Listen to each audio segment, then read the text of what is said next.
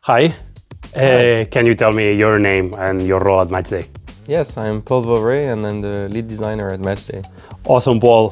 So in this conversation, we're gonna dive a bit into cards, right? We are now in Amsterdam at the FIFPro headquarters, and part of our design and creative team is digging deep into card design can you talk a little bit about the role of cards both inside the game and as a separate collectible? Yes, so we are designing the cards to work in our upcoming mobile game, Matchday Mobile, as well as a collectible that lives in your Matchday account on matchday.com, which we call internally the platform, to be used as a collectible to complete your collection of cards or to trade with other players or eventually to use in potentially other Matchday games in our ecosystem. So these cards are not game specific, they should be leveraged across different use cases, which makes them that little bit more complicated to design. These cards will be obtainable within the game, while existing cards that have already been handled will also be compatible. Can you talk a little bit more about that?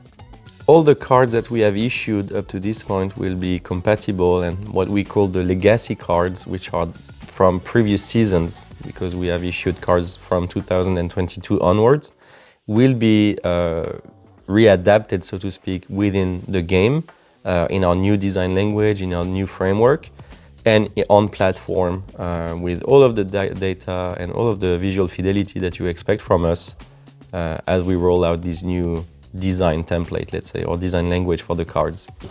So new editions, new seasons, and the previous ones we already released will be in one cohesive design language.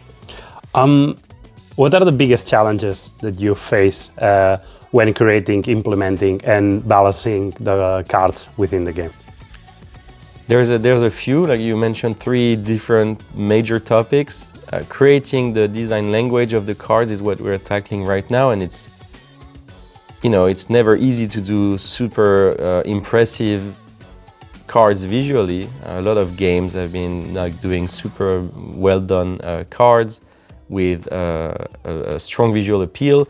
We're trying to carve our own little corner of that scene, let's say, away from all of the big players and in our own visual language. We have luckily a lot of very talented people working on that problem and trying to crack that specific topic. It's about striking a balance between making them desirable and readable as well, so you can understand what they're about. Of course, they're about football players, so the football player on the card is the star of the show. So the design elements that we use around it shouldn't overpower who this is about. If it's a Leo Messi card, it's about Leo Messi, it's about putting Leo Messi on a pedestal that you want to own. And that's what the first challenge. The second challenge is making sure that all of the gameplay elements that we need to be actually able to play a game are visible, are readable as well, on top of what I just described. So we have the visual elements, the UI elements, the gameplay elements, the footballer picture, all of that coming together in one single playable object that you want to own, that you want to play with, you want to interact with, maybe like rotate them and look around. And so that's a lot of different use cases where everything needs to fall in place neatly on a phone screen, for instance, which is a limited screen estate. And when you start to think that there are 11 of them because it's a football team of 11 cards, then you have not that much space to make sure that everything is legible and super pretty at the same time. And that's the second problem. The third problem, I don't remember. There was the creating, implementing, and balancing were the 3. Oh, yeah.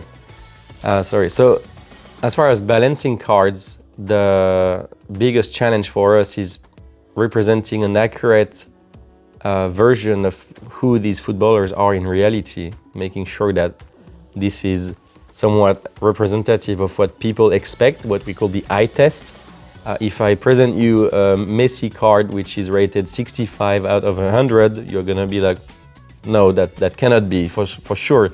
So how do we make sure that we have this scale where every footballer falls neatly, let's say, into place on the scale and feels authentic and, you know, somewhat realistic for football fans? So yeah, we are trying to make sure that our proprietary algorithm that rates the cards based on formulas we've crafted delivers, you know, stats, numbers that are passing the average football fan's eye test, but also give us sometimes nice surprises. That's the beauty of our own algorithm. Sometimes we're like looking at cards that are super highly rated or super lowly rated, and we're like, surely that cannot be, because we would have this own bias. And then we look at the numbers, and actually sometimes we may be expecting a different thing that what is actually happening in reality, and that's the beauty of football. And it's changing during the season and over seasons. So people you wouldn't be expecting to like be so good so fast, like let's say Jude Bellingham just had an amazing season. It's going to be reflected in his numbers through our proprietary algorithm, and it's going to be reflected in the type of cards we deliver with him. It's going to be a whole conversation, right? Like the rating system and how real life performance, it obviously defines the whole system, right? But how like the very immediate things that happen are going to integrate that. But we will save that for another day, because there's going to be way more occasions for me to annoy you and ask for your time. But going back into the card design, can you speak a bit about how you balance innovation but keeping familiarity within card design in the digital ecosystem that we're working on? So there's a design concept called affordance, and it's the inner propriety of an object that you can intuit how to use it. Basically, when you see a door handle, it has an affordance that it is gonna work like this, or like, you know, pushing and pulling, or pushing with both hands. This is kind of like how you learn from different experiences in the world how to interpret what an object is and how it's supposed to function. Cards are one of the most ubiquitous game objects. They're used for a lot of different activities, from sleight of hands, magic tricks, right, to poker, to collectible trading, to all of the card games you can think of. You know, I'm not gonna cite a number of them because I have way too many just at my home, and everyone knows at least one card game, from the basic playing card deck of 52 cards to dedicated cards. So when you come into a game that features cards, you bring all of that baggage with you. And that's what we're trying to leverage when we design a new visual language and a new type of card for this game. We're trying to leverage all of that, past that you have, these past interactions that you have had with cards.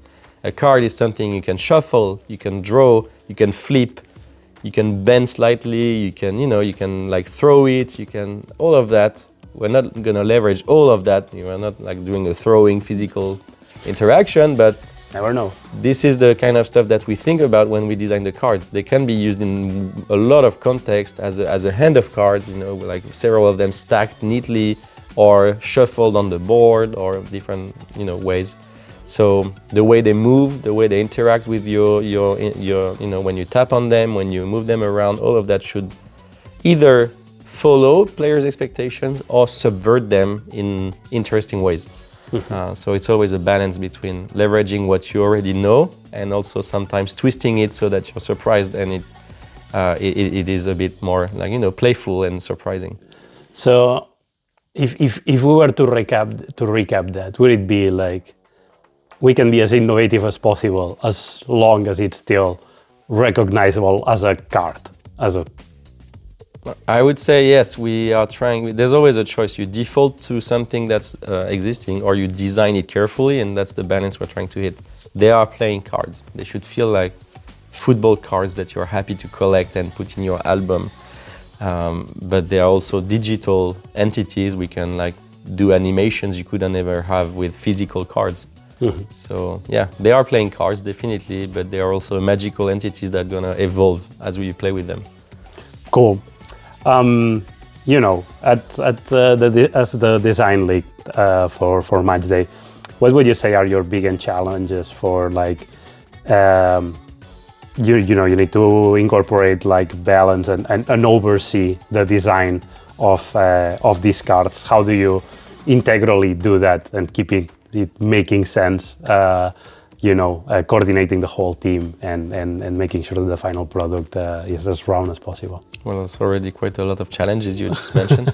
I think as far as the cards, it's about how do we make sure your first 11 cards feel special, and then your first 100 cards feel special, and then your first, 1,000 cards feel special in your collection. Because as we, live this adventure of Matchday Mobile for, hopefully more than a decade. If you look at Candy Crush or Clash of Clans, these are like decade plus old games. When you have that big of a collection, season after season, you keep accumulating cards. How do we make sure that the cards you had in the past, they are still relevant, they are still interesting, they are still, they're still part of your journey and your adventure, even though you may want the latest and greatest, which is what we're going to be producing and pushing the boundaries every year. We don't want you to throw away or just disregard your entire collection just for the latest 11 you have in your squad. This is all of your adventure. So this is the biggest challenge for us, making sure we outdo ourselves with each set of cards while respecting the legacy and making sure they are used somehow and worth your while. Sounds like a combination of art and science all at once. That's design. Very challenging, well, and very interesting for people like me discovering it on the go. The cards involve everyone in the company. That's the beauty of it. From people sourcing the footballer pictures to like building the pipeline to ideating the new editions to distributing the cards to making sure they have an impact in the game. Like this is the soul of Matchday, I think. It makes a lot of sense, and they are really cool, and I'm very happy that a lot of people in the community is very excited already about it. Talking about community and our game or our collectors right now and our gamers, prospective gamers, right?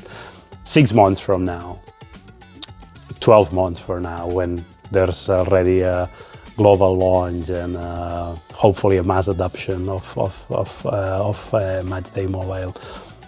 You are online, you are reading discussion about the cards and the game. What's the ideal comment that you would like to read or to get about the player cards? That's a good question. We have some goals internally as to how good looking we want them to be, as to how innovative we might want some of the parts of the design to be. But I think from a player's perspective, the best comment I could read 6 or 12 months from now is like, wow, I unpacked player ... let's say Bellingham, and I'm so happy, I can't wait to build my team around him.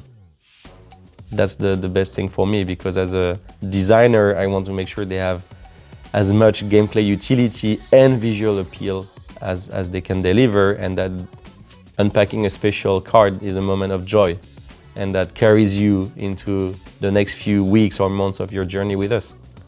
Then would you say that it's this feeling of joy? What makes this, what defines a great card ownership experience, or is there any other secret sauce that we should add to it?